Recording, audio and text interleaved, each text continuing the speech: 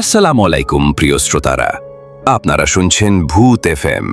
এখানে আমরা তুলে ধরি অন্ধকারের অজানা সব গল্প, যেগুলো শোনার পর হয়তো আপনার বুকের ভেতর ঠান্ডা কাঁপুনি ছড়িয়ে যাবে।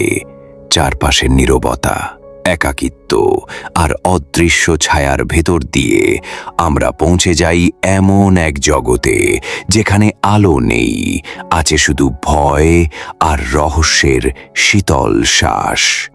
তাহলে প্রস্তুত হন, কারণ এখন শুরু হতে যাচ্ছে আপনার দুঃস্বপ্নের নতুন অধ্যায়। আর মনে রাখবেন, ভূত এফএম শুধু গল্প নয়, এটা আপনার আতঙ্কের ডায়েরি।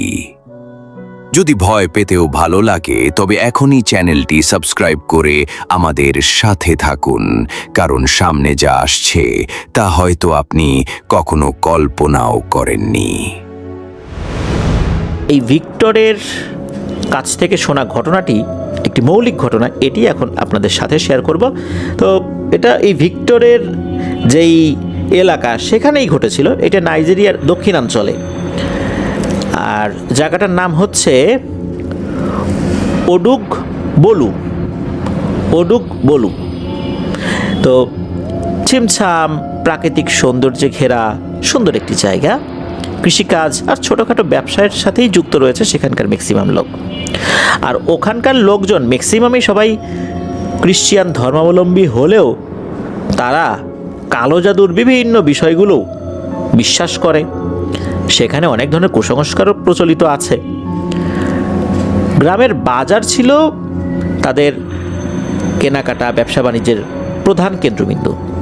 সবাই সপ্তাহ জুড়ে অপেক্ষা করত শনিবার সন্ধ্যার জন্য। শনিবার সন্ধ্যা নাকি ওই এলাকায় বেচা কেনার জন্য সেরা সময়। রবিবার কিন্তু খ্রিশ্চান ধর্মাবলম্বীদের কাছে এক পবিত্র দিন। এই যে ভিক্টর, তার বন্ধুর নাম হচ্ছে নাওমি। সে ওই বাজারেই, অর্থাৎ ওই ওডুগবলু বাজারেই একটি মুদির দোকান চালাতো। আর ঘটনাটি এই নাওমির সাথেই ঘটেছিল। ঘটনাটি যখন ঘটেছিল তখন সময়কাল এখন থেকে 7-8 বছর আগে, অর্থাৎ 2017-18 সাল এরকম আর কি, এরকম কাছাকাছি সময়। নির্দিষ্ট করে সালটা বলতে পারিনি, তবে এরকম সময় হবে আর কি। তো এই যে নাওমি, এই নাওমির দোকানটি মোটামুটি তার বাড়ি থেকে দূরেই ছিল, অর্থাৎ বাজার থেকে তার বাড়িটা বেশ দূরে। মোটর সাইকেলে করে দোকানে আসা যাওয়া করত। নাইজেরিয়াতে রবিবার সাপ্তাহিক বন্ধ থাকে, তাই শনিবার রাত্রে বেশি বিক্রি হয়। আর রবিবার তো ওখানকার যারা রয়েছেন খ্রিশ্চান ধর্মাবলম্বী তাদের জন্য পবিত্র দিন। শুধু তাই না, রবিবার তো ম্যাক্সিমাম ইউরোপিয়ান কান্ট্রিগুলোতে ছুটির দিন থাকে। অর্থাৎ যেখানে খ্রিস্ট ধর্মের লোকজন বেশি সেখানে কিন্তু রবিবার সাপ্তাহিক ছুটি। ওই ওডুগবলু এলাকার লোকজন বিশ্বাস করে যে রবিবার দিন নাকি পবিত্র আত্মা ফেরত আসে আর তাদের আশীর্বাদ করে। রবিবার সকালে তারা চার্চ অর্থাৎ গির্জায় যায়। তারা তাদের ধর্মীয় যে সমস্ত অ্যাক্টিভিটিসগুলো সেগুলো তারা করে। শনিবার রাত্রে বেশি বিক্রি হয়, যাতে রবিবারে সবাই ভালো ভালো খেতে পারে। ঘটনার দিন তো শনিবার, নাওমির দোকানে বেশ ভিড়ই ছিল। তো ভিক্টর বলে যে ওর দোকানে ওই সময় এত মানুষ এসেছিল কেনাকাটা করার জন্য, একজনের অর্ডার দিতে দিতে আরেকজন এসে চাচ্ছিল। দম ফেলারই আসলে ফুরসত পাচ্ছিল না। সবাই যে যার মতো পছন্দের জিনিসগুলো কিনে নিয়ে যাচ্ছিল। ঘণ্টাখানেক এরকম চলে। অনেক সময় দেখা যাচ্ছে যে ঈদের আগে মুদিখানার দোকান, বা ঠিক রোজার একদিন আগে মুদিখানার দোকানগুলোতে আমরা বাংলাদেশে এরকম ভিড় দেখতে পাই। এমনি সময় কম ভিড় থাকে, কিন্তু নির্দিষ্ট সময়গুলোতে বেশি ভিড় থাকে। ওরকমই অবস্থা তারও হয়েছিল। আর প্রতি শনিবার সন্ধ্যায় ঘণ্টাখানেক এরকম অবস্থা থাকেই। এটা তো তাদের জন্য নতুন কিছু না। বাজারের কাজকর্ম শেষ করে মানুষজন যখন কমে গেল আর যখন কাস্টমার ছিল না, তখন এই নাওমি সে চিন্তা করলো তার বাড়ির জন্য তো বাজারঘাট করার দরকার। দোকানের মালপত্র বিক্রি করতে করতে তো বেশ দেরি হয়ে গেল। দোকানদাররা এখন বাজার করবে কখন? তাদেরও তো বাজারঘাট করতে হবে, তাদেরও তো পরিবার আছে। ম্যাক্সিমাম লোকজন তো বাজারঘাট করে বাড়িতে চলে গেছে। বাজারঘাটে এখন তেমন কিছু পাওয়াও যাবে না। কি আর করা, দোকান বন্ধ করে সে এখন বাড়ির জন্য বাজারঘাট করা শুরু করলো। পরের দিন মাংস খাওয়ার ইচ্ছা করলো। সে চিন্তা করলো দুটো কালো মুরগি কিনে নিয়ে যাই। এখানে বলে রাখা ভালো যে আফ্রিকাতে বা ভারতেও কিন্তু এই কালো মুরগি রয়েছে। বাংলাদেশেও কিন্তু এটা কেউ কেউ খামার দিয়েছেন, বেশ দামি। এই মুরগিগুলোকে আমরা কাদাকনাথ মুরগি বলি। এর ডিমটাও আসলে কালো হয়, মনে হয় কালো, আসলে কালো না, পুরোপুরি কালো না। কিন্তু এই মুরগির মাথার ঝুঁটি, পায়ের রং, এমনকি চোখের মণিও পর্যন্ত কালো। এই ধরনের মুরগিগুলো সাধারণত ব্ল্যাক ম্যাজিকের উপাদান হিসাবে ব্যবহৃত হয়। এই মুরগিগুলো নাকি খেতে খুবই সুস্বাদু। এর মাংসগুলো কিছুটা কালো। অনেকেই বিশ্বাস করে এই মুরগিগুলোর মধ্যে কোনো একটা অলৌকিক ব্যাপার স্যাপার রয়েছে। এগুলো মানুষের বিশ্বাস আর কি। তো যাই হোক, অনেকে কিন্তু এই মুরগিগুলো বেশি দাম দিয়ে কেনে খাবার জন্য, কেউ কেউ আবার কালো জাদু করার জন্যও কেনে। তো নাওমি কিনেছিল খাবার জন্য। আরও কিছু বাজারঘাট করে সে তখন বাজারের যেই ব্যাগ আর এই মুরগি তার মোটরসাইকেলের পেছনে যে ক্যারিয়ারটা রয়েছে এখানে বেঁধে দিল। এরপর সে মোটরসাইকেল স্টার্ট দিয়ে বাড়ির দিকে রওনা দিল। রাত তখন আনুমানিক 11টা সাড়ে 11টার মতো বাজে। তো 11টা সাড়ে 11টা আহামরি ওই রকম রাত না সেখানেও, কারণ সময়টা তো এখন থেকে বহু আগের ঘটনা না। সেখানেও যথেষ্ট চারদিকে আলোকোজ্জ্বল ছিল। কিন্তু ওই দিন একটা ব্যাপার হয়েছিল, সেটা হচ্ছে যে সন্ধ্যার পর থেকে হঠাৎ করেই বৃষ্টি শুরু হয়েছিল। আর বৃষ্টি হলে পথঘাটে বিভিন্ন জায়গাতে কাদা জমে যায়, পানি জমে যায়। আর ওই এলাকার বেশ কিছু রাস্তাঘাট, অনেক সময় দেখা যাচ্ছে বাংলাদেশে এরকম কিছু রাস্তাঘাট থাকে না, জায়গায় জায়গায় গর্ত হয়ে আছে, বৃষ্টি হলেই চলাচল অযোগ্য হয়ে যায়। তো ওই এলাকার কিছু রাস্তাঘাটও এরকম ছিল। আর নাওমির বাড়িতে যাবার যে রাস্তাটা, সেই রাস্তাটা ছিল এইরকম। তো নাওমি চিন্তা করলো যে এই রাস্তা দিয়ে যাব, যেতে তো খুবই অসুবিধা হবে। উঁচু নিচু জায়গা, বিশেষ করে খানাখন্দকে ভরা। মাঝখানে যদি এই ঝাঁকিতে মোটরসাইকেল স্টার্ট বন্ধ হয়ে যায়, এমনিতে তার মোটরসাইকেলের ইঞ্জিনে কিছুটা সমস্যা ছিল, তখন তো এই মোটরসাইকেল ঠেলতে ঠেলতে নিতে হবে, তখন তো আর এক বিপদ হবে। এই জন্য সে একটা সিদ্ধান্ত নিল, সে কবরস্থানের পাশ দিয়ে যে রাস্তা রয়েছে সেদিক দিয়ে যাবে। তো এখানে একটা বিষয় বলে রাখা ভালো যে ওইখানে খ্রিস্ট ধর্মাবলম্বী যে ব্যক্তিদের কবরস্থানটা ছিল, এই কবরস্থানটা ছিল খুবই নির্জন। দিনের বেলাতেই ওই দিক দিয়ে লোকজন কম চলাচল করত। পাশ দিয়ে একটা পাকা রাস্তা থাকলেও লোকজন কম চলাচল করত। আর এই পাকা রাস্তাটা, এটা যেহেতু মানুষজন খুব একটা ব্যবহার করতো না, আর একটা ব্যাপার ছিল যে পাশে বড় বড় গাছ ছিল। এই গাছের শেকড়গুলো মাটি ফুঁড়ে ওই রাস্তার ভেতর দিয়ে বেরিয়ে আসতো, যার কারণে এই রাস্তায় গাড়ি নিয়ে চলাচল করাটা খুব কষ্ট হয়ে যেত। মানুষ পায়ে হেঁটে পাড়ি দিলে সেটা ভিন্ন কথা, কিন্তু গাড়ি নিয়ে চলাচল করতে খুব অসুবিধা হতো এই গাছের শেকড় রাস্তা ফুঁড়ে বের হয়ে আসার কারণে। যেহেতু বারবার সরকার থেকে এই রাস্তা মেরামত করা হয়েছে, কিন্তু এই গাছের শেকড়ের সমস্যার কারণে একটা পর্যায়ে সরকার এই রাস্তা মেরামত করা বন্ধ করে দেয়। কারণ মানুষজন তো খুব একটা চলাচল করে না, কি দরকার বারবার টাকা পয়সা খরচ করে এই রাস্তাটা মেরামত করা। মানুষজন যদি বেশি বেশি চলাচল করতো তাহলে একটা ভিন্ন বিষয় ছিল। তারপর তো এমনি শেকড়ের এই সমস্যা আছেই। এই সমস্ত কারণে এই রাস্তাটা সরকার আর মেরামত করার কোনো চিন্তা করে না। করেছে, অনেকবার করেছে, কিন্তু পরবর্তীতে চিন্তাভাবনা বাদ দিয়েছে। যেহেতু বৃষ্টির কারণে নাওমির বাড়ি যাবার রাস্তাটা খারাপ হয়ে গিয়েছিল, তো নাওমি চিন্তা করলো এই রাস্তা দিয়ে যাই। এই রাস্তাও ওই শেকড়ের কারণে চলাচল করতে অসুবিধা হলেও অন্তত এই রাস্তাটা উঁচু, এখানে বৃষ্টির পানি জমে না। শেকড়ের কারণে চলতে অসুবিধা হবে, বাট অনায়াসে সে চলে যেতে পারবে। আর ওই রাস্তাটা একটু শর্টকাট রাস্তাও ছিল, এই কবরস্থানের রাস্তাটা। এই জন্য নাওমি কী করেছে, সে বাইক নিয়ে ওই রাস্তা দিয়ে যাওয়া শুরু করেছে। ওই সময়ে তার সাথে যাওয়ার মতো তেমন কেউই ছিল না। পরদিন রবিবার হওয়ার কারণে অনেকেই বাজারঘাট করে তাড়াতাড়ি বাড়িতে চলে গেছে।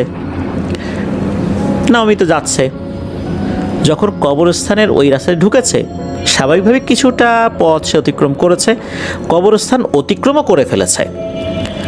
কবরস্থান অতিক্রম যখন করেছে, তো পাশে তো বড় বড় গাছ ছিল, হঠাৎ করে দেখে কোনো একটা গাছের পাশে সাদা পোশাক পরা কেউ একজন দাঁড়িয়ে আছে। নাওমির মোটরসাইকেলের যে হেডলাইটটা, এই হেডলাইটটা তো ছিল সামনের দিকে, তো সামনের আলো ছাড়াও কিন্তু পাশে কিছুটা আলোক ছটা ছড়িয়ে যায়, সেই আলোতে কিন্তু বোঝা যায় রাস্তার পাশে কেউ দাঁড়িয়ে আছে কি নাই। ওই হালকা আলোতে কিন্তু নাওমি বুঝতে পেরেছিল। তো এটা দেখার পর নাওমি কি করেছে, ওই চলন্ত অবস্থাতেই হ্যান্ডেল অর্থাৎ সে যেটা ধরে রেখেছে মোটরসাইকেলের সামনের অংশ, সে কিছুটা বাম দিকে বাঁকা করেছে, কারণ ওই যে শাড়ি পরা অবয়বটা সেটা হাতের বাম পাশে ছিল। যেই না বাম দিকে কিছুটা ঘুরিয়েছে, আলোটা যখনই ওই অবয়বটার গায়ের দিকে পড়েছে, তখন নাওমি দেখে যে কই, এখানে তো কেউ নাই। তখন আবার সাথে সাথে মোটরসাইকেলের যেই ব্রেকটা সেটা মানে সামনের দিকে করেছে। যখনই সামনের দিকে করেছে তখন দেখে রাস্তার পাশে একজন দাঁড়িয়ে আছে। সে আবার চলন্ত অবস্থাতেই মোটরসাইকেলের সামনের অংশটা অর্থাৎ হ্যান্ডেলটা বাম পাশে ঘুরিয়েছে। যেই না ঘুরায় দেখে ওখানে কেউ নাই, কিন্তু যখনই সোজা করে তখন দেখে ওইটা আছে। তো এরকম চলন্ত অবস্থাতেই 2-3 বার করেছে। তখন নাওমি বুঝতে পারে যে এদিকে এসে তো বড় বিপদে পড়ে গেছে। এমনিতেই এখানে অনেক ধরনের ভয়ের ঘটনা ঘটে, তারপরও সে এসেছে, এখন তো পড়ে গেছে এক বিপদে। তখন নাওমি কী করলো, বাইবেলের কিছু ভার্স সে বিড়বিড় করে পড়তে পড়তে সে ওই অবয়বটাকে পাশ কাটিয়েই বাইকটা নিয়ে সামনের দিকে চলে গেল। ওই অবয়বটার চেহারার দিকে খুব একটা খেয়াল করে নাই। যখনই পাশ কাটিয়ে কিছুটা পথ এগিয়েছে, হঠাৎ করে নাওমির কাছে মনে হলো কোনো একটা জিনিস তার কোমর পেঁচিয়ে পেঁচিয়ে গলার দিকে উঠে আসছে। শুধু তাই না, ওই সেম জিনিসটা তার হাত পেঁচিয়ে পেঁচিয়ে আস্তে আস্তে মোটরসাইকেলের যে ব্রেক, দুই হাতের দুই পাশে যেটা থাকে আর কি, অর্থাৎ এক হাতে তো ব্রেক থাকে আর এক হাতে ক্লাচ থাকে, তো এই যেই জায়গাগুলো এই পর্যন্ত চলে এসেছে। দেখে জিনিসটা মনে হচ্ছে চুলের মতো মোলায়েম, আর হচ্ছে এটা মনে হচ্ছে চুলের মতো কিছু একটা আঁশ জাতীয় কিছু। এটা যখন দেখেছে তখন তো নাওমি বুঝতে পেরেছে সে একটা বিশাল বিপদে ফাইনালি পড়েই গেছে। ওই অবয়বটাকে পাশ কাটিয়ে চলে আসলেও ওই অবয়বটা তার পিছু নিয়েছে। হঠাৎ করেই নাওমির 2 কাঁধের উপরে খুবই ঠান্ডা হাতের স্পর্শ সে অনুভব করে। নাওমি এবার ঘাড় ঘুরিয়ে পেছন দিকে তাকায়। নাওমি দেখে ভয়ঙ্কর একটা অবয়ব, সাদা কাপড় পরা, তার চেহারা এখন দেখা যাচ্ছে। চোখের জায়গায় কিছুই নেই, কালো 2 গর্ত, তার ভেতর থেকে ধোঁয়া বের হয়ে আসছে, আর দাঁতগুলো এবড়ো থেবড়ো সুচালো, তার ঠোঁটও কাটা, আর মুখটা অনেকটাই ঝলসানো। এইটা দেখার সাথে সাথে নাওমি প্রচণ্ড ভয় পায়। সে এমন ভয় পায় সে বাইকটা নিয়ন্ত্রণ হারিয়ে রাস্তার পাশে পড়ে যায়। তো যখন এরকম ঘটনা ঘটে তখন একটা মানুষের কি হতে পারে, তার অনুভূতিটা কেমন হতে পারে তা তো খুব সহজেই বোঝা যায়। নাওমি যেই জায়গাটাতে বাইক নিয়ে কাত হয়ে পড়ে গিয়েছিল ওইখানে আবার একটা গাছের গুঁড়ি ছিল। তো ওইখানে পড়ে যাওয়ার পর নাওমি শুধু এতটুকুই অনুভব করেছিল কেউ তার চুল ধরে টানছিল, এরপর তার আর কিছু মনে নাই। তবে একটা বিষয়, সেটা হচ্ছে যে ওই সময় নাকি ওই অবয়বটা বলছিল, পালিয়ে কোথায় যাবি, তোর মুরগি 2 আমাকে দে। ওখানকার যে ল্যাঙ্গুয়েজ, সেই ল্যাঙ্গুয়েজে বলছিল, বাংলা করলে এটাই দাঁড়ায়, পালিয়ে কোথায় যাবি, তোর মুরগি 2 আমাকে দে। তো যাই হোক, এরপর তো আর তার সেন্স ছিল না। ওদিকে বাড়িতে ফিরতে দেরি হচ্ছে, পরিবারের সদস্যরা খোঁজাখুঁজি করছে, কয়েকজনকে জিজ্ঞেস করে, বলে যে সে তো বাইক নিয়ে বের হয়ে গেল। তো ওই রাস্তা দিয়ে পরিবারের সদস্যরা আর একটা বাইক নিয়ে কিন্তু আবার বাজার পর্যন্ত গিয়েছে, নাওমিকে পায়নি। এরপর চিন্তা করলো ও আবার এই পথ দিয়ে আসলো না তো, অর্থাৎ কবরস্থানের পথ দিয়ে আসলো না তো। তখন কয়েকজন মিলে বাইক নিয়ে যখন ওই কবরস্থানের পথ দিয়ে আসছিল, আসতে আসতে একটি জায়গায় নাওমির বাইক দেখতে পায়, নাওমিকে পাশে পড়ে থাকতে দেখে। তখন সেখান থেকে তাকে তুলে আনা হয়। এরপর সকালবেলা তার যখন জ্ঞান ফেরে, তার কাছ থেকে সবাই সব ঘটনা শুনতে পায় যে এই ঘটনা ঘটেছে। এরপর স্থানীয় একটি চার্চের পাদ্রির কাছে নিয়ে যাওয়া হয়, অর্থাৎ গির্জার পাদ্রির কাছে নিয়ে যাওয়া হয়। তখন ওই পাদ্রি বলে যে তুমি মূলত এই কালো মুরগি নিয়ে আসতেছিলা, এই জন্যই এই ঘটনাটা ঘটেছে। তারপর তো তুমি একটা সেন্সিটিভ জায়গা দিয়ে আসতেছিলা। কালো মুরগিগুলো নাকি অশরীরীদেরকে আকর্ষণ করে। আর ওই পাদ্রি উনি কিছু ওনার ধর্মের নিয়ম অনুযায়ী ঝাড়ফুঁক করেন। দেখা যায় যে এই নাওমির উপর কোনো অশরীরীর কোনো প্রভাব ওই সময় নাই। তখন ওই ফাদার বলেন যে তোমার উপর কোনো অশরীর প্রভাব দেখা যাচ্ছে না, পরীক্ষা নিরীক্ষা করলাম, মূলত ওই মুরগি দুটো নেয়ার জন্যই সে তোমার কাছে এসেছিল, মুরগি দুটো নিয়ে চলে গেছে, তোমাকে বড় ধরনের ক্ষতি করার উদ্দেশ্য তার ছিল না। তো এরপর নাওমির সাথে আর কোনো ভৌতিক ঘটনা না ঘটলেও এই ঘটনার আকস্মিকতা এবং ভয়াবহতা তাকে এমনভাবে গ্রাস করে ফেলেছিল, এটা থেকে স্বাভাবিক হতে তার কয়েক মাস সময় লেগেছিল। ওই রকম আহামরি কোনো অসুস্থ সে হয়নি, ফিজিক্যালি অসুস্থ হয়নি, তবে মানসিকভাবে সে বেশ বিপর্যস্ত ছিল, যেটা কাটিয়ে উঠতে কয়েকটা মাস সময় লাগে।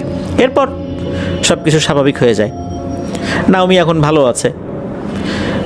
তার সাথে পরবর্তীতে আর কোনো ভয়ের ঘটনা ঘটেছে কিনা এই বিষয়ে ভিক্টর খুব একটা বলতে পারে নাই, তবে ওরকম বড় ধরনের কোনো ভয়ের ঘটনা ঘটে নাই। বিশেষ করে এই যে ঘটনাটা ঘটলো এর স্রোতধারায় যে আরও ঘটনা ঘটবে এটার সিকুয়েল অনুযায়ী এরকমটা হয়নি আর কি।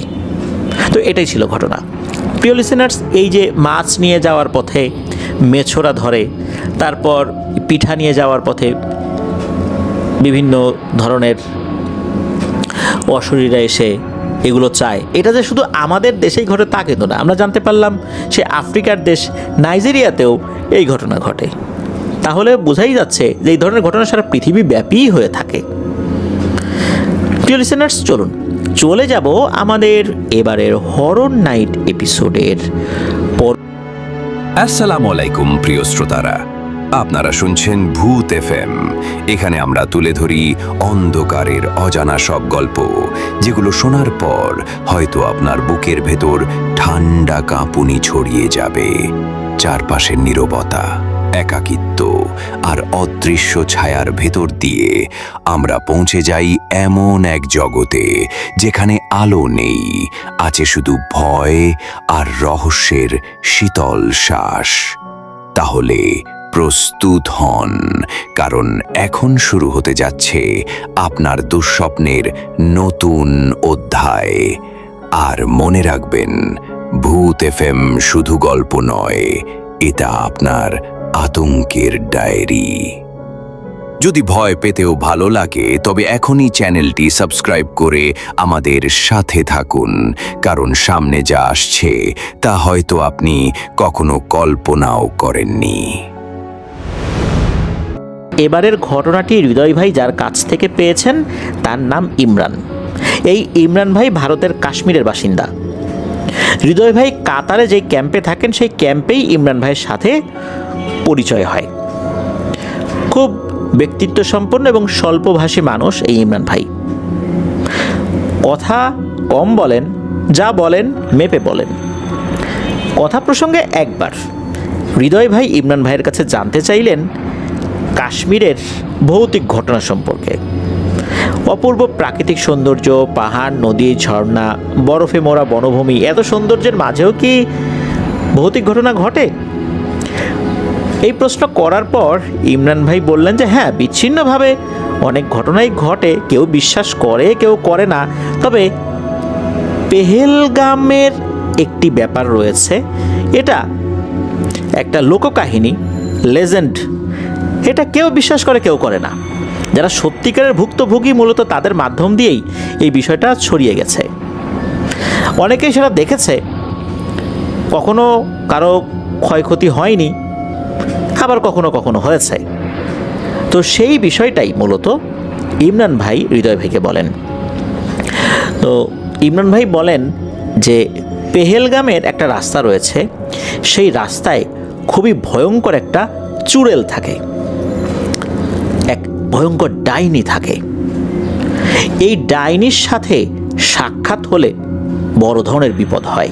এই ডাইনি কোথা থেকে এলো, কিভাবে হলো, এই বিষয় নিয়ে খুব একটা কিছু না জানা গেলেও অনেকেই এই ডাইনিকে দেখেছে, অনেকে বড় ধরনের ক্ষয়ক্ষতির মুখোমুখি হয়েছে। এরকমই একটি ঘটনা ইমরান ভাই জানিয়েছিলেন। তো ইমরান ভাই উনি বেশ কিছু বিষয় বলতে পারেন নাই, যেমন হচ্ছে এক্স্যাক্ট সময়, তারপরে যাদের সাথে ঘটেছিল তাদের নাম, এই কারণে কিছু ছদ্মনাম ব্যবহার করেছেন হৃদয় ভাই। তো চলুন ঘটনা শুরু করি। এই ঘটনাটি খুব বেশি দিন আগের কথা নয়, 5-6 বছর আগের ঘটনা। তো যে দুজন ব্যক্তি, একজনের নাম অনিকেত আর একজনের নাম কৃতিকা, তারা ভারতের চণ্ডীগড় শহরে বসবাস করতেন। তো বহু বছর পূর্ব পরিচিত থাকার পর তারা বিয়ে করেছিলেন, তাদের জীবন সুখে পূর্ণ ছিল। এই যে কৃতিকা, যে মেয়েটা, ছোটবেলা থেকে তার একটা স্বপ্ন ছিল, সে এই অনিকেতের সাথে নিজেদের গাড়ি চালিয়ে কাশ্মীরের পেহেলগামে যাবেন। লং ড্রাইভ, পাহাড়ি রাস্তা, হিমালয়ের কোলে থাকা ছোট ছোট গ্রাম আর নিঃসঙ্গ প্রাকৃতিক নিসর্গ, এ ছিল তার কল্পনার এক রঙিন চিত্র। তো বিয়ের কয়েক মাস পর তারা দুজনেই সিদ্ধান্ত নেন এবার সেই স্বপ্ন পূরণ করতে হবে। 2 দিন ধরে রাস্তা পাড়ি দিয়ে তারা পৌঁছান জম্মুতে। পাহাড়ের গায়ে গড়ে ওঠা এক রেস্টুরেন্টে ওরা ঢুকেছেন ফ্রেশ হতে, খাবার খেতে। তখন সন্ধ্যার আগে, সন্ধ্যা নামছে আর কি, এরকম একটা সময়। তো রেস্টুরেন্টের মালিক তাদেরকে জিজ্ঞেস করেন যে আপনারা এখন কোথায় যাবেন। তখন অনিকেত বলেন যে আমরা পেহেলগামে যাব। তো মালিক বললেন যে এখন পেহেলগামে যাবেন, এখন তো যাওয়াটা উচিত হচ্ছে না, একে তো পাহাড়ি রাস্তা, অনেক সময় হুটহাট করে পাহাড় ধস হয় রাস্তার উপরে, আর কিছু দূরে দূরেই সেনাবাহিনীর চেকপোস্ট। এতগুলো চেকপোস্ট পার হবেন, তারা তো অনেক প্রশ্ন করবে, দেখা যাবে যে রাত্রেবেলা গাড়ি ঘুরিয়ে দিয়েছে। আর এর থেকেও বড় সমস্যা হচ্ছে যে চুড়েল। এই চুড়েলের খপ্পরে যদি একবার কেউ পড়ে তাহলে কিন্তু বড় ধরনের বিপদ আছে। কথা বলার পর ওই ভদ্রলোক বলেন যে আপনারা একটা কাজ করেন, এখানে থাকার মতো খুব ভালো হোটেল রয়েছে। ভালো হোটেল অর্থ যে আপনারা নিরাপদে থাকতে পারবেন, সকালবেলা যাবেন। তো অনিকেত হেসে ওই রেস্টুরেন্ট মালিককে উদ্দেশ্য করে বললেন যে ভাই, আপনি এখনও এগুলো বিশ্বাস করেন? এখন টেকনোলজির যুগ, স্মার্টফোনের যুগ, এই যুগে এসেও যদি এইসব চুড়েল ফুড়েল বিশ্বাস করেন তাহলে কি হয় নাকি? আমরা অনেক দূর থেকে আসছি, আমাদের লং ড্রাইভের অভ্যাস আছে অনেক আগে থেকেই, রাতের বেলা গাড়ি চালাতে আমাদের কোনো অসুবিধা হয় না, আর পাহাড়ি রাস্তায়ও গাড়ি ড্রাইভ করার অভিজ্ঞতা আমার আছে।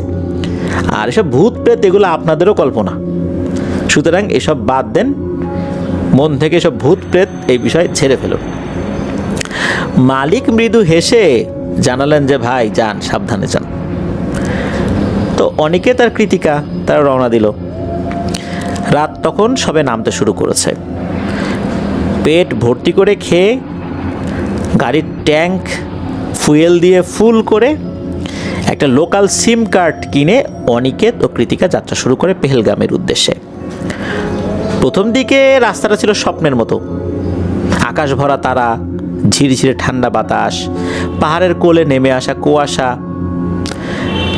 গুগল ম্যাপে দেখা গেল তাদের গন্তব্যে পৌঁছতে আরও ঘন্টা 3 সময় লাগবে। তারা একটা দীর্ঘ টানেল অতিক্রম করে, যেখানে আলো কম, আর পাহাড়ের মাঝে তৈরি টানেলে ঢোকার পর এক ধরনের প্রতিধ্বনি হয় ইঞ্জিনের শব্দের, এক ধরনের ভয়ের একটা সুর তোলে সেখানে। টানেল পেরিয়ে তারা এক রোমাঞ্চকর পাহাড়ি পথ বেয়ে উঠে আসে। রাস্তার এক পাশে ছিল উঁচু পাথুরে পাহাড়, অন্য পাশে ছোট্ট নদী, তারপরে ঘন জঙ্গল। গাড়িতে তারা গান ছেড়ে দেয়, কথা বলে, নিজেদের মতো করে হাসাহাসি করছে। কিন্তু একটা সময় খেয়াল করে আর কোনো গাড়ি নেই আশেপাশে। কিছু কিছু গাড়ি তাদেরকে অতিক্রম করে চলে গিয়েছে, সামনে থেকে এসেছে, পেছন থেকে গিয়েছে, কিন্তু এখন কোনো গাড়ি দেখা যাচ্ছে না। ঘড়ির কাঁটায় তখন মোটামুটি রাত 9টা পার হয়ে গেছে, 10টা তো পার হয়েছেই, এরকম একটা সময় আনুমানিক। তারা যে রাস্তায় ছিল হঠাৎ করে তাদের কাছে মনে হলো তারা বিভ্রান্তিকরভাবে অন্য রাস্তায় চলে এসেছে, যেটা তাদের গুগল ম্যাপে আগে থেকে দেখা যায়নি। হঠাৎ করে তারা কোন রাস্তায় আসলো, তারা এটাও খেয়াল করলো তাদের জিপিএস বন্ধ হয়ে গেছে, মোবাইলেও নেটওয়ার্ক নেই। তারা বুঝতে পারছিল না তারা আসলে কোন পথে যাচ্ছে। হঠাৎ করে পাহাড়ি কোন এক ঘূর্ণি পথে তারা চলে এসেছে। অনিকেত তো গাড়ি ড্রাইভ করছিল, হঠাৎ করে তার কাছে মনে হলো তার হাতে থাকা গাড়ির স্টিয়ারিংটা অদ্ভুতভাবে ভারী হয়ে উঠেছে। এরপর ঢক ঢক করে গাড়ির ইঞ্জিনের দুটো শব্দ হলো, এরপর ইঞ্জিন বন্ধ হয়ে গেল। অনিকেত অনেক চেষ্টা করেও গাড়িটা স্টার্ট করতে পারল না। চারদিকে এক অদ্ভুত নিস্তব্ধতা। কৃতিকা অনেকক্ষণ ধরে মোবাইলের একটু নেটওয়ার্ক আনতে সক্ষম হয়, হাত উঁচু করে এদিকে ওদিকে মোবাইল ঘোরাচ্ছিল, একটু নেটওয়ার্ক পেয়েছিল। তখন পুলিশের যে ইমার্জেন্সি নাম্বার, হটলাইন নাম্বার, সেখানে ফোন করতে সক্ষম হয়, কিন্তু লোকেশন বলতে পারছিল না, কারণ তাদের জিপিএসটা অন ছিল না।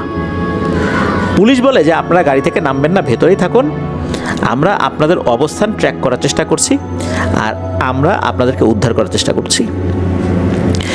একথা বলার পর পুলিশ ফোন রেখে দেয়, ওরাও সাহায্যের অপেক্ষায় থাকে, গাড়ির ভিতরেই ছিল। হঠাৎ করেই এই অনিকেত গাড়ির লুকিং গ্লাসে পেছন দিকে একটা আলো দেখতে পায়। অনিকেত তখন কৃতিকাকে জানায় যে কৃতিকা দেখো, মনে হয় পুলিশ চলে আসছে আমাদেরকে উদ্ধার করতে। ভালো কথা, তারা গাড়ির মধ্যেই বসে আছে। কিন্তু অনিকেত দেখতে পেল যে এই যে আলোটা, এই আলোটা না আর আগাচ্ছে না। আলোটা শুরুতে একটা বিন্দুর মতো যেরকম হয়েছিল, এখনও সেই বিন্দুর মতো হয়েই দূরেই স্থির হয়ে রয়েছে, মানে ওই আলোটা যেখানে ছিল ঠিক সেখানেই রয়েছে। এই দৃশ্য দেখার পর অনিকেত কৃতিকাকে বলছে যে কৃতিকা, আমি একটু নেমে যাই, মনে হচ্ছে যে ওরা আমাদের অবস্থানটা শনাক্ত করতে পারছে না, আমাদেরকে ফোনেও পাচ্ছে না, আমাদের অবস্থানটাও শনাক্ত করতে পারছে না, আমি একটু নেমে হাত ইশারায় ডাকি বা ওই আলোর দিকটাতে এগিয়ে যাই। কৃতিকা বলে যে না না না, তুমি নেমো না, এখন অপরিচিত জায়গা। তখন অনিকেত বলে আরে না, কিচ্ছু হবে না, পুলিশই হবে, তাছাড়া এত তাড়াতাড়ি এখানে তো অন্য কোনো আলো আসার কথা না, আমি বেশি দূরে যাব না, আর হাতে একটা ছুরিও নিলাম, কোনো সমস্যা হলে আমি তোমাকে ডাক দিব। এই কথা বলে অনিকেত গাড়ি থেকে নেমে হাঁটা দেয় ওই আলোর দিকটাতে। এদিকে অনেকক্ষণ হয়ে যায়, অনিকেত আর আসে না। কৃতিকা তো চিন্তায় পড়ে যায়, গাড়িতে একা একা বসে সময় পার করছে। হঠাৎ করে গাড়ির ছাদে ধুমধাম শব্দ শুরু হয়, মনে হচ্ছে গাড়ির উপরে কেউ বড় কিছু দিয়ে আঘাত করছে, কাঠ জাতীয় কোনো কিছু দিয়ে গাড়ির উপরে আঘাত করে যেরকমটা শব্দ হয়, মনে হচ্ছে ওরকম শব্দ। এরকম শব্দ হঠাৎ করে সে পেয়ে চমকে ওঠে, চিৎকার করে অনিকেতকে ডাকতে থাকে। অনিকেতের কোনো শব্দ না পেয়ে কৃতিকা তো কান্নায় ভেঙে পড়ে। একটা সময় ভয় আর সইতে না পেরে সে গাড়ির দরজা খুলে নেমে অন্ধকারে দেয় এক দৌড়।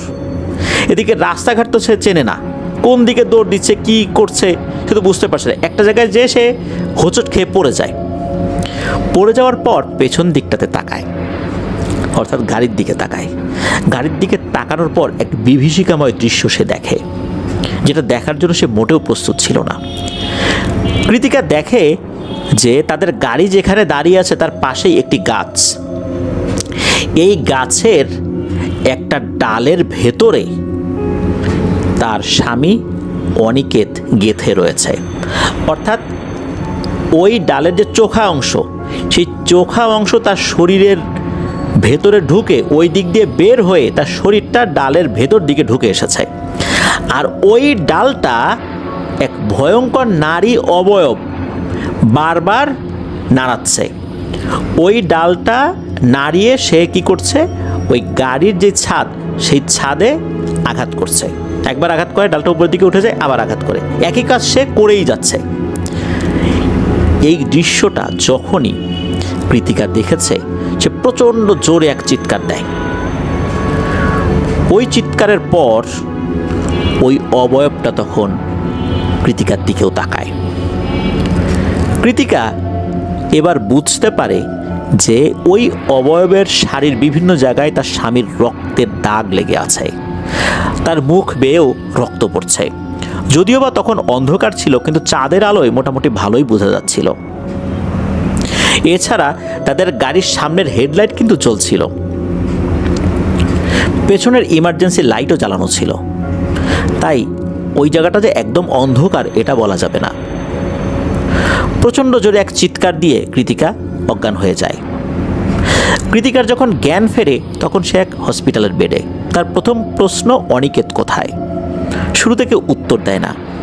এক নার্স মাথা নিচু করে বলে, আপনার স্বামী আর জীবিত নাই। পুলিশ তাকে জানায়, লোকেশন ট্র্যাক করে তারা গাড়ির কাছে পৌঁছায়। দেখে গাড়ির ছাদের উপর একজন পুরুষের ক্ষতবিক্ষত দেহ, আর নিচে অচেতন অবস্থায় পড়ে আছে আরেকজন নারী। তারা বুঝতে পারে যে যারা পুলিশকে কল করেছিল এরাই তারা, কারণ তাদের কাছে ফোনটা ছিল, ওই ফোনের লোকেশনও ওইখানেই ট্র্যাক করা হয়।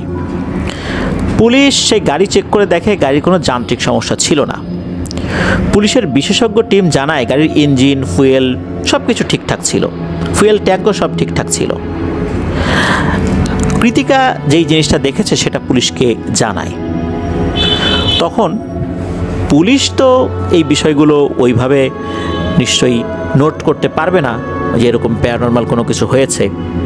পুলিশ তখন যেটা লেখে সেটা হচ্ছে হিংস্র কোনো পাহাড়ি প্রাণীর আঘাতে অনিকেতের মৃত্যু হয়েছে, কারণ অনিকেতের বডির বিভিন্ন জায়গায় আঁচড়ের চিহ্ন ছিল।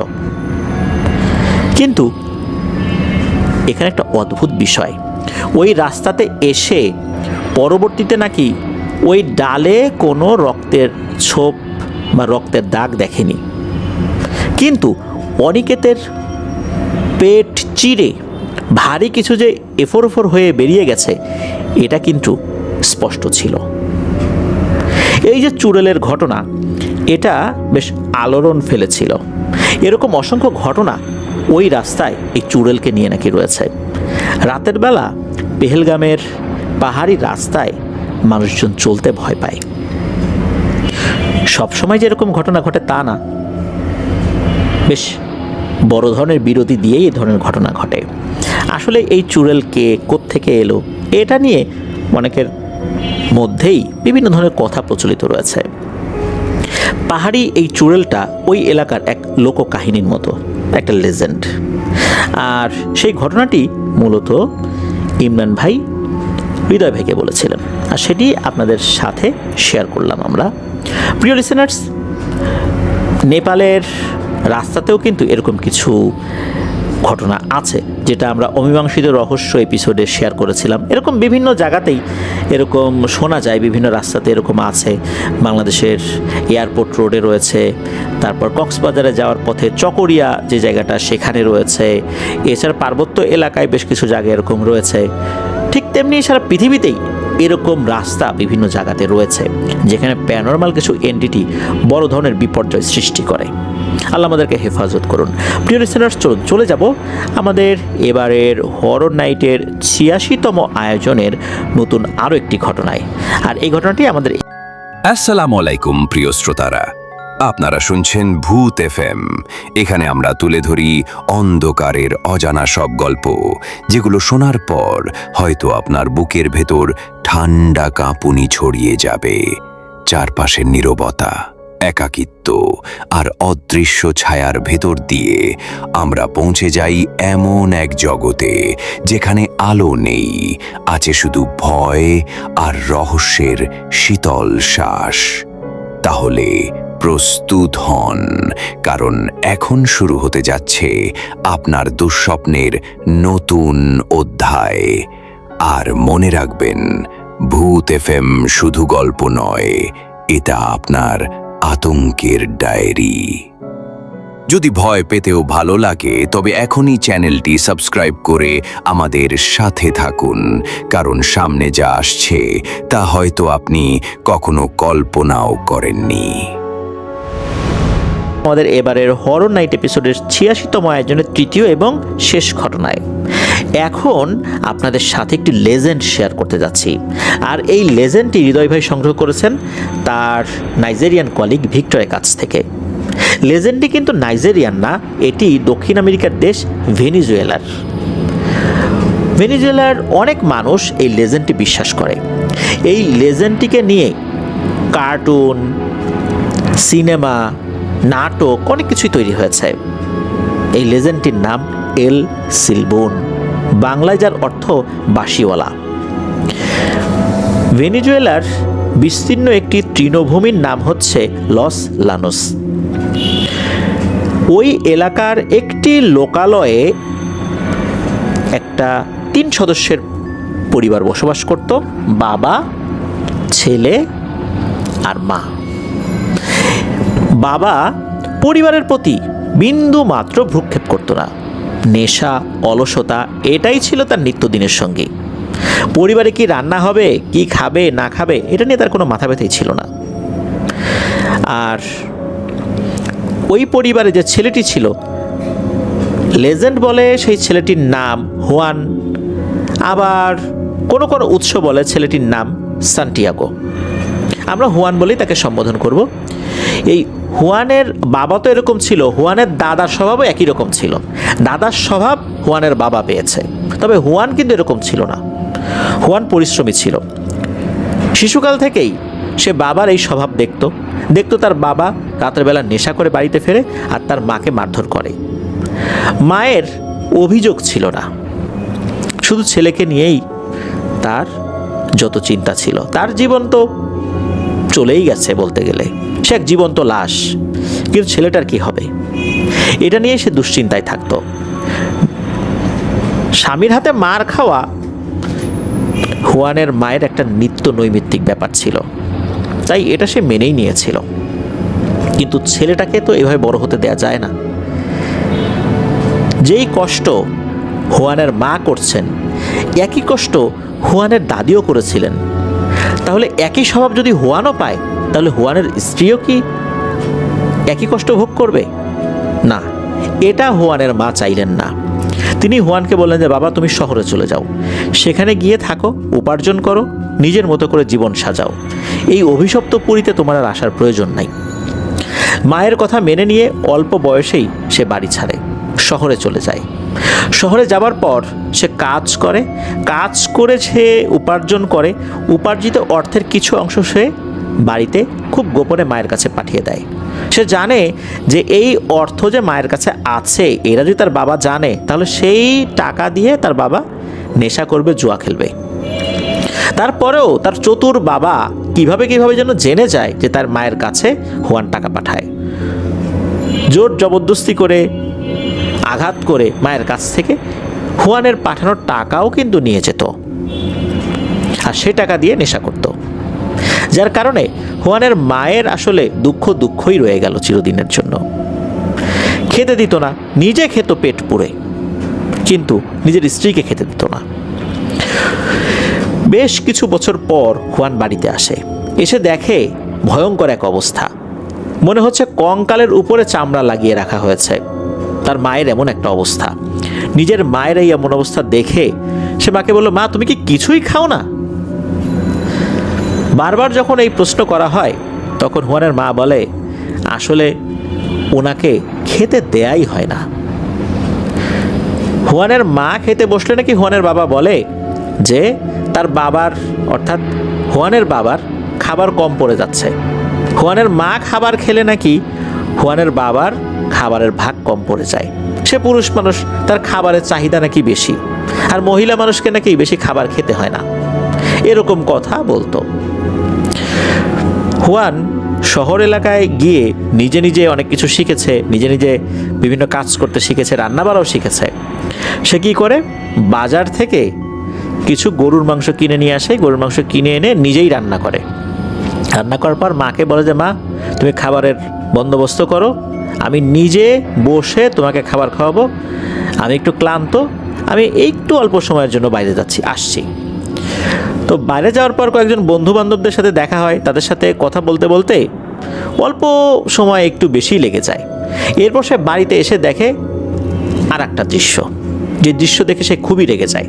এসে দেখে কিছুক্ষণ আগে হুয়ান মায়ের জন্য যে গরুর মাংস রান্না করে রেখে গিয়েছিল, তার বাবা এসে সেই মাংস একাই গোগ্রাসে গিলছে, আর হুয়ানের মা পাশে বসে কান্নাকাটি করছে। এই দৃশ্য দেখার পর হুয়ান বলে যে বাবা, আমি তো এই খাবারটা মায়ের জন্য রান্না করেছি, মাকেও দাও। তখন হুয়ানের বাবা হেসে বলে ওঠে, মহিলা মানুষের এত খাবার খেতে হয় না। এই কথা শোনার সাথে সাথে হুয়ানের মাথায় রক্ত চলে যায়। হুয়ান দৌড়ে চলে যায় তাদের খামারের দিকে।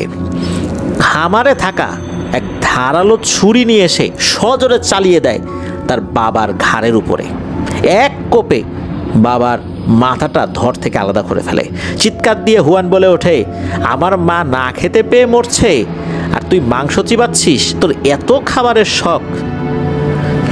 এইভাবে সে তার বাবাকে হত্যা শুধু করেছে তা না, হত্যা করার পর ধারালো ছুরি দিয়ে বাবার শরীরের বিভিন্ন অঙ্গ প্রত্যঙ্গ ক্ষতবিক্ষত করে দেয়।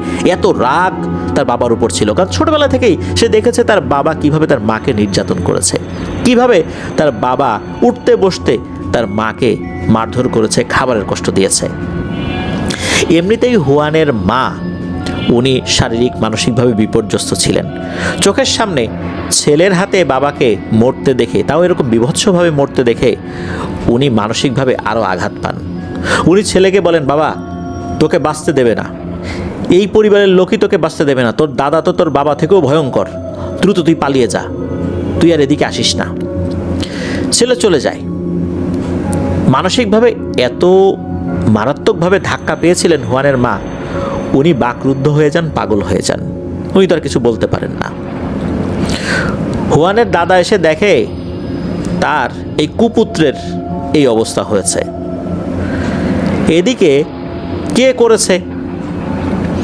হুয়ানের দাদা কিন্তু তখনও জানতেন না যে হুয়ান শহর থেকে এলাকায় এসেছিল, কারণ আসার পরপরই তো এই অবস্থা দেখে হুয়ান মায়ের জন্য মাংস কিনতে গিয়েছিল, এসে রান্না করে আবার একটু বাইরে গিয়েছিল, তখনও তার দাদা বাড়িতে ছিলেন না। তো তখন এসে যখন এই দৃশ্য দেখেছেন, দেখার পর তো হুয়ানের মাকে জিজ্ঞেস করছে কি হয়েছে, কে করলো এটা। হুয়ানের মা তো আসলে কিছু আর ওই সময় বলতে পারছিলেন না, কারণ উনি তখন বাকশক্তি হারিয়ে ফেলেছেন, মানসিকভাবে একদম বিপর্যস্ত হয়ে গেছেন। কে করলো এরকম করতে করতে খবর চলে যায় হুয়ান তো আসছিল, তাকে তো দেখা গেছে। তখন বোঝা গেল যে হুয়ানই এই কাজটি করেছে। তার দাদা অর্থাৎ হুয়ানের দাদা তো প্রচণ্ড ক্ষিপ্ত হয়ে যান, হুয়ানকে ধরে আনার জন্য শহরে লোক পাঠান। সেই লোকগুলো হুয়ানকে ধরতে সক্ষম হয়, খুব সহজেই হুয়ান ধরা পড়ে যায়। হুয়ানকে বাড়িতে নিয়ে আসা হয়। বাড়িতে নিয়ে আসার পর হুয়ানকে নিজের হাতে হত্যা করে হুয়ানের দাদা।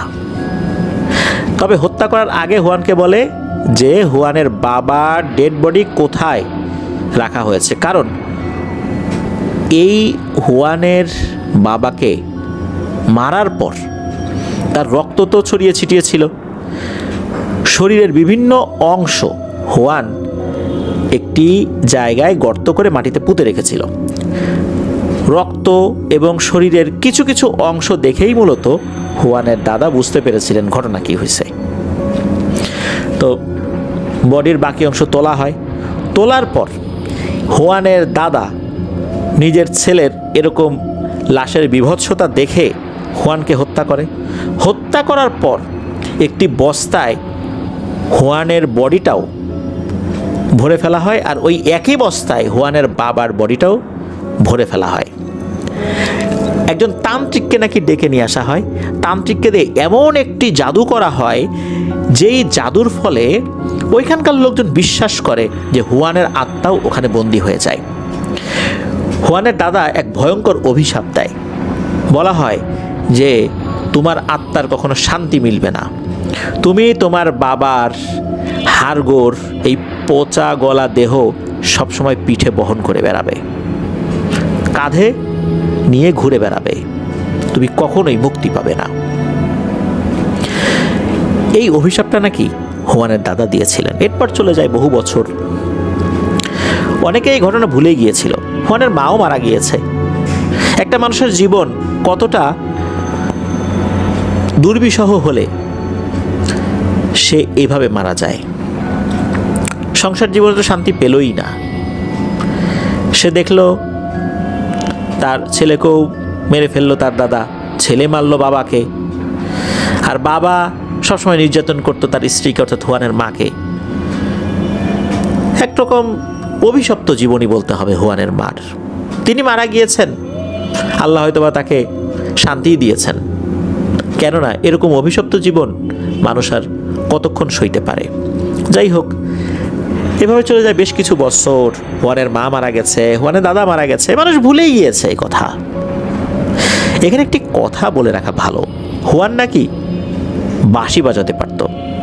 সে খুব ভালো বাঁশি প্রেমী ছিল, অনেকে তাকে নাকি ভালোবেসে বাঁশিওয়ালাও বলতো।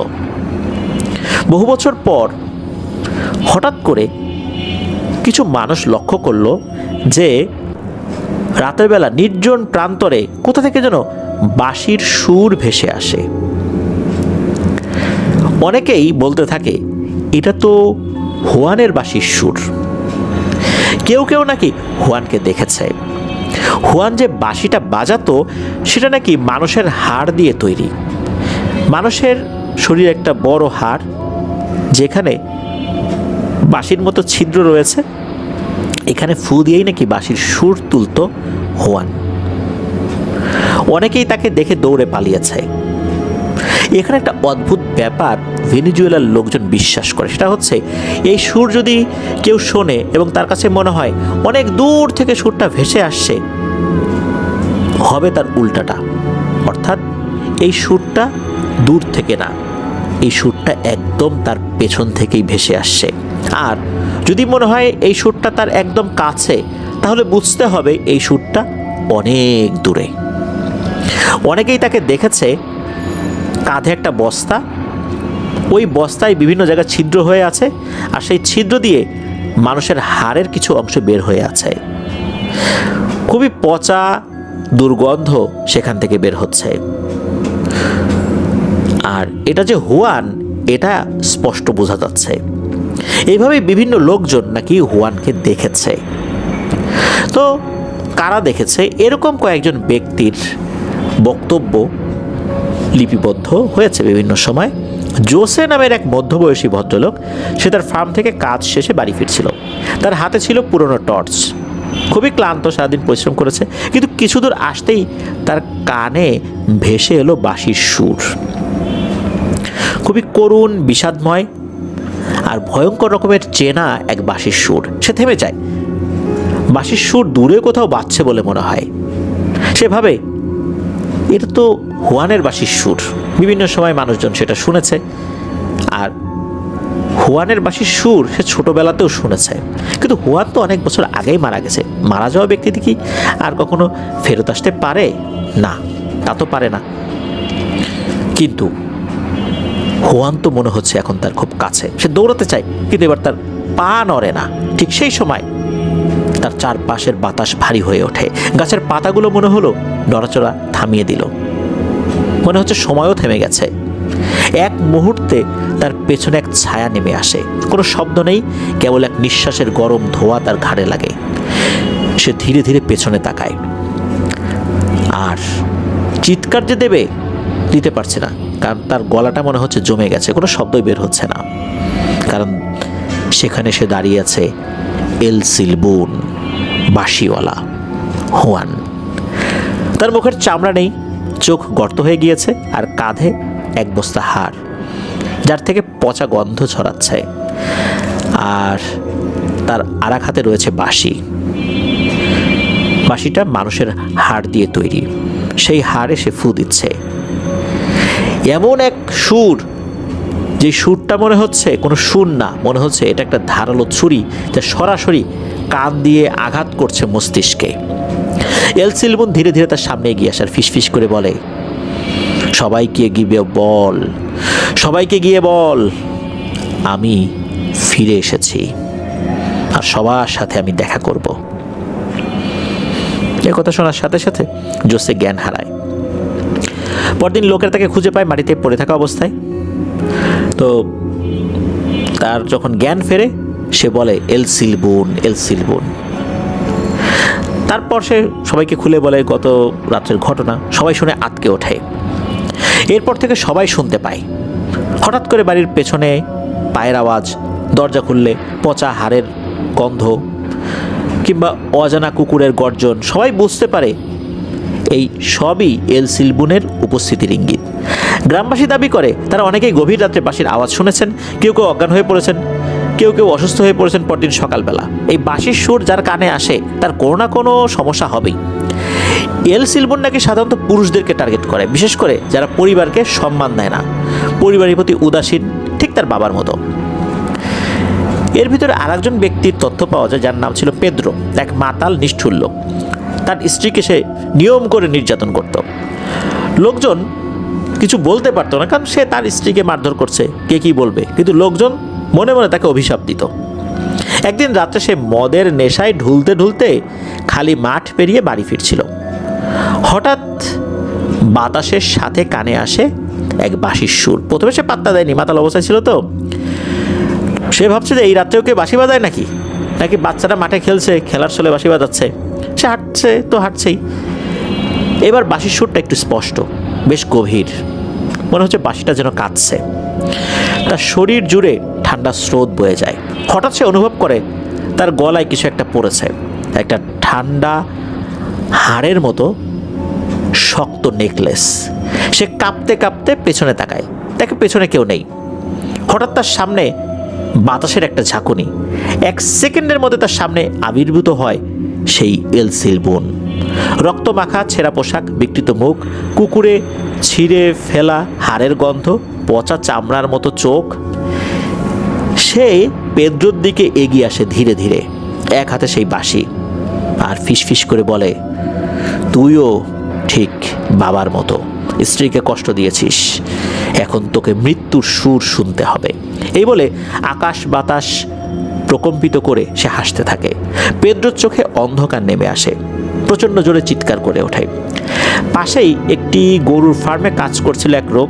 সে পেদ্রোর চিৎকার শুনে ছুটে আসে আর দেখে পেদ্রো মাটিতে পড়ে আছে আর কাঁপছে আর বলছে, এল সিলবুন, এল সিলবুন। তখন সে তাকে ধরে ওই ফার্মে নিয়ে যায়, জানতে চায় কী হয়েছে। সে যা দেখেছে সবগুলো খুলে বলে। এরপর নাকি ওই লোকটা রক্তবমি করতে থাকে আর রক্তবমি করতে করতে মারা যায়। এভাবেই চলতে থাকে এল সিলবুনের তাণ্ডব। বেশ কিছু মানুষ মারা গিয়েছে, কিন্তু এটা কি এল সিলবুনই মেরেছে না অন্য কেউ মেরেছে তা প্রমাণিত না হলেও বুঝতে পারে এটা এল সিলবুনেরই কাজ। আর একটা অদ্ভুত ব্যাপার ছিল, প্রত্যেকটা মৃতদেহের গলায় ছিল ছোট হাড়ের তৈরি একটি নেকলেস।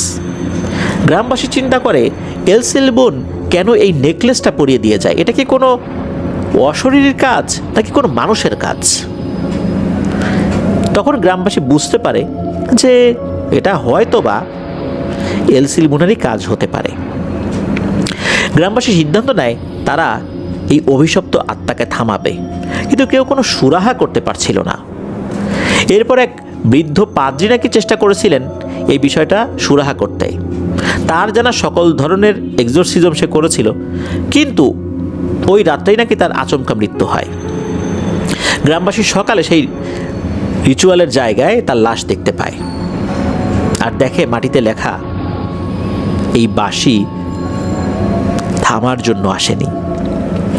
এরপর গ্রামে আসেন এক নতুন তান্ত্রিক, অদ্ভুত চোখ, রূপালী দাড়ি আর সঙ্গে একটি কালো কুকুর, যার চোখ দুটি রক্তের মতো টকটকে লাল। গ্রামের লোকেরা বলে কুকুরটা নাকি খুবই ভয়ঙ্কর ও হিংস্র ছিল। আর এই কুকুরটাকে দেখলে মনে হয় না কুকুর, মনে হচ্ছে কোনো একটা অশরীরী কুকুরের রূপ ধরে এসেছে। সে এসেছিল সেই বাঁশিওয়ালার অশরীরী আত্মাকে একটি পরিত্যক্ত কুয়ার মুখে বন্ধ করে দিতে, তাকে ওই কুয়ার মধ্যে চিরতরে আটকে রাখতে, যাতে আর কেউ সেই বাঁশির শব্দ শুনে ভয় না পায়, অচেতন না হয়, আর কারোর জন্য কোনো ক্ষতি না হয়। তান্ত্রিক গভীর রাত্রে যখন চাঁদ আকাশে রয়েছে, তবে মনে হচ্ছে বাতাস থমকে গেছে, তখন শুরু করলো তার মন্ত্রপাঠ। চারদিকে ছড়িয়ে পড়লো ধোঁয়া আর কুয়োর মুখে জ্বলতে থাকলো কালো আগুন। হঠাৎ চারদিক নিস্তব্ধতার চেয়ে ভয়ঙ্করভাবে মনে হচ্ছে কেঁপে ওঠাটাই প্রাধান্য পেল সবার কাছে। নিস্তব্ধতা তো ছিলই, কিন্তু অজানা এক কম্পন অনেকেই অনুভব করলো। মনে হচ্ছে মাটিটা আস্তে আস্তে কাঁপছে, কিন্তু মাটিটা কেন আস্তে আস্তে কাঁপছে? এটা কি সেই এল সিলবুনের আগমনী বার্তা? হ্যাঁ, তাই। হঠাৎ করে বাঁশির এক করুণ শব্দ সকলের কানে থেমে থেমে আসছিল। তান্ত্রিক বুঝতে পারল এল সিলবুন আসছে। সত্যি অনেক মানুষের সামনেই এল সিলবুন এসে হাজির হয়। লম্বা কঙ্কালসার এক মূর্তি, যার কাঁধে একটা থলে, ভেতরে মানুষের হাড়গোড় রয়েছে, পচা দুর্গন্ধ ছড়াচ্ছে। হালকাভাবে হেঁটে সে আসে, মনে হচ্ছে প্রতিটা পদক্ষেপ সে বুঝে বুঝে ফেলছে। তান্ত্রিকের দিকে সে এগিয়ে আসে, হঠাৎ করে থেমে যায়। আশেপাশে থাকা লোকজন ভয়ে চিৎকার চেঁচামেচি করে দৌড়ে চলে যেতে থাকে। ও একজন লোক ওখানেই অজ্ঞান হয়ে যায়। কেউ কেউ সাহস করে দেখতে থাকে ঘটনাটা কি হচ্ছে। কোনো রকম শব্দ ছাড়াই এল সিলবুন তান্ত্রিককে উদ্দেশ্য করে বলে ওঠে, তুই কে হে, আমাকে বেঁধে রাখবি? তান্ত্রিক এল সিলবুনকে সামনে দেখে অনেক ভরকে যায়। আর ওই কুকুরটা, যেটা ছিল অত্যন্ত ভয়ঙ্কর আর হিংস্র, এল সিলবুনকে সে আশা দেখেই সবার আগে এই কুকুরটাই পালায়। তখন এল সিলবুন সে এক অদ্ভুত ঘটনা ঘটায়। সে এমন একটা বাঁশির সুর তোলে যে ধোঁয়া যেটা আগুন থেকে বের হচ্ছিল সেটাও মুহূর্তের মধ্যে গায়েব হয়ে যায়, আগুনও নিভে যায়। এরপর এল সিলবুন অদৃশ্য হয়ে যায়। তান্ত্রিক মাটিতে লুটিয়ে পড়ে। পরদিন সে আরও কিছু বিষয় গ্রামবাসীকে খুলে বলে। সে কাঁপা কাঁপা কণ্ঠে জানায় সে যতটা সহজ মনে করেছিল বিষয়টা এতটা সহজ না। তার কুকুর, সে এই অভিশপ্ত প্রেতাত্মাকে দেখে ভয় পেয়েছে। তার কুকুর স্বাভাবিক কোনো জিন পিশাচকে দেখে ভয় পায় না। এটা খুবই ভয়ঙ্কর শ্রেণীর একটা পিশাচ। এই পিশাচকে থামানো তার ক্ষমতা না। আরও ভালো কাউকে খোঁজার জন্য গ্রামবাসীকে বলে উনি চলে যান। তবে শোনা যায় যে তান্ত্রিক এর কয়েকদিন পরে মারা গিয়েছিল। সকালবেলা তার নিথর দেহ তার ঘরে পাওয়া গিয়েছিল। তার বুকের মাঝখানে ছুরির কোপ ছিল। অদ্ভুত ব্যাপার হচ্ছে যে হত্যাকারী অন্য কেউ নয়, এল সিলবুনও নয়। তার নিজের ছেলেই নাকি তাকে হত্যা করেছিল। আসলে তার নিজের ছেলে তাকে কেন হত্যা করলো? এল সিলবুনের যেই হুয়ান বা সান্টিয়াগো নামে যে পরিচিত, সেও কিন্তু তার বাবাকে হত্যা করেছিল। তাহলে কি ওই তান্ত্রিকের হত্যার পেছনে আসলেই সান্টিয়াগো বা হুয়ান বা এল সিলবুনের হাত রয়েছে? অনেকে বিশ্বাস করে এটা ওই এল সিলবুনের প্রভাবেই হয়েছিল, যার প্রভাবে তার ছেলে তাকে হত্যা করেছিল। যাই হোক, এটা তো এ পর্যন্ত হলো, এই ঘটনাটা তো এ পর্যন্ত গেল। লোকেরা বলে যে এল সিলবুনকে থামানোর জন্য যেই তান্ত্রিকই চেষ্টা করেছিল, অধিকাংশ তান্ত্রিকই মৃত্যুবরণ করেছে। তার সাথে যদি কেউ খেলতে আসে, সেই খেলাটা তান্ত্রিক শেষ করে না, খেলাটা শেষ করে এল সিলবুন। তাহলে এল সিলবুনকে কি কখনোই থামানো যাবে না? এভাবে কি এরকম বিভীষিকাময় পরিবেশ চলতে থাকবে? গ্রামের মানুষজন কি এটার মধ্যে দিয়ে যেতে থাকবে? মাঝে মাঝে রাতের বেলা ঘরে থাকা অবস্থাতেই বাঁশির সুর শোনা যেত। কেউ যদি ঘরের কোনো ছিদ্র দিয়ে বাইরে তাকাতো, তাহলে দেখতো এক লম্বা হাড় জিরজিরে কাঠামো, মাথায় ছেঁড়া হ্যাট, কাঁধে একটা থলে আর ঠোঁটে বাঁশি, হেঁটে যাচ্ছে। গ্রামের বয়োজ্যেষ্ঠরা সিদ্ধান্ত নেন, আর তো চলতে দেয়া যায় না, থামাতে তো হবেই, নাহলে আমরাই থেমে যাব, একটা সময় হারিয়ে যাব পৃথিবী থেকে, পৃথিবীর মায়া ত্যাগ করে চলে যেতে হবে। অনেক জায়গায় খোঁজখবর লাগানো হয়, কেউ আসতেই চায় না। তবে মেক্সিকোর একজন তান্ত্রিক, উনি আসতে রাজি হয়েছিলেন। উনি পাহাড়ে সাধনা করতেন। উনি খবর পাওয়ার পর উনি আসেন, তবে আসতে সময় লেগেছিল। মেক্সিকো থেকে ভেনেজুয়েলাতে আসবেন, সময় তো লাগবেই। তবে ওই তান্ত্রিক অদ্ভুত টাইপের মানুষ ছিলেন। ওনার সাথে 3টা কালো রঙের কুকুর ছিল, আর তার থলের মধ্যে বিভিন্ন ধরনের জিনিসপত্র ছিল। লবণ ছিল, কাঠ ছিল, প্যালো সান্টো নামক এক ধরনের গাছের কাঠ নাকি তার কাছে ছিল, তারপরে ধূপকাঠি ছিল। এগুলো নাকি সব কিছু মিলিয়ে রিচুয়াল করলে এই ভয়ঙ্কর শক্তিকে ধরাশায়ী করা সম্ভব হবে, এটা উনি জানিয়েছিলেন। উনি এসে জানিয়েছিলেন এই যে এল সিলবুন, এটা খুবই ভয়ঙ্কর এক পিশাচ, আর এই পিশাচটাকে তাড়ানোর উপায় হচ্ছে কুকুর। এই পিশাচটা নাকি কুকুর দেখে ভয় পায়। তাহলে ওই প্রথম তান্ত্রিকের কুকুর কেন পালিয়েছিল? আসলে কুকুর যেন তেন কুকুর হলে হবে না, এই কুকুরগুলো বিশেষ জাতের কুকুর হতে হয়। ওই কুকুরটা অনেক ভয়ঙ্কর হিংস্র হলেও সে বিশেষ জাতের কুকুর ছিল না, যার কারণে এলসিলবনকে দেখেই সে পালিয়ে গিয়েছে। তবে এই 3টা কুকুর, এই কুকুরগুলো বেশ শক্তিশালী এবং বিশেষ জাতের কুকুর। এগুলোকে দিয়ে নাকি এই শক্তিশালী পিশাচগুলোকে ধাওয়া করা যায়। আর এই পিশাচগুলো, বিশেষ করে এলসিলবন ধরনের পিশাচগুলো নাকি এই জাতের কুকুরের গর্জন সহ্য করতে পারে না। এরকম কিছু কথা বলে যে এই কুকুরের গর্জন, তারপরে আরও যে জিনিসগুলো নিয়ে এসেছে, এইগুলো নাকি এই এলসিলবনের শক্তিকে দুর্বল করে দিতে সক্ষম। রাতের বেলা ওই তান্ত্রিক উনি রিচুয়াল শুরু করেছেন। উনি লাল রঙের বৃত্ত এঁকেছেন আর 3টা কুকুরকে 3 পাশে দাঁড় করিয়েছেন। এরপর উনি ওই বৃত্তের মধ্যে ধোঁয়া জ্বালানো শুরু করেছেন।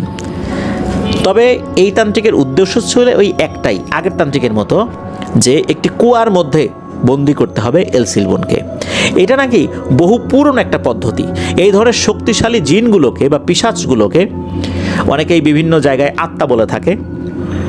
এগুলোকে নাকি কুয়ার মধ্যে বন্দি করলে অনেক বেশি সময় ধরে বন্দি করে রাখা যায়।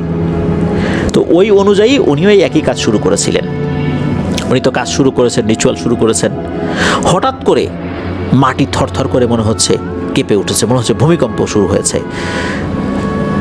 বাঁশির আওয়াজ তীব্র থেকে তীব্রতর হচ্ছে, এমন তীব্র হয়েছে যে কিছু মানুষের কানের পর্দা ফেটে গিয়ে রক্ত পড়তে থাকে। এমন ভয়ঙ্কর একটা পরিবেশ চারদিকে বিরাজ করতে থাকে। ওই সময় তান্ত্রিক চিৎকার করে বলে ওঠে, আয় আয় আয়, আমি তো তোর জন্যই আসছি, আয়। তখন কোত্থেকে যেন হঠাৎ করেই এলসিলবন আত্মপ্রকাশ করে। চামড়াহীন কঙ্কালসার শরীর, চোখ নেই, কিন্তু তার বাঁশিতে প্রাণ আছে। পিঠে একটি বস্তা, সেই বস্তা থেকে হাড়গোড় বেরিয়ে আসছে, পচা দুর্গন্ধ ছড়িয়ে পড়ছে। 3টা কুকুর যখনই এলসিলবনকে দেখেছে, তারা নাকি এলসিলবনের দিকে তেড়ে গিয়েছে হুঙ্কার করতে করতে।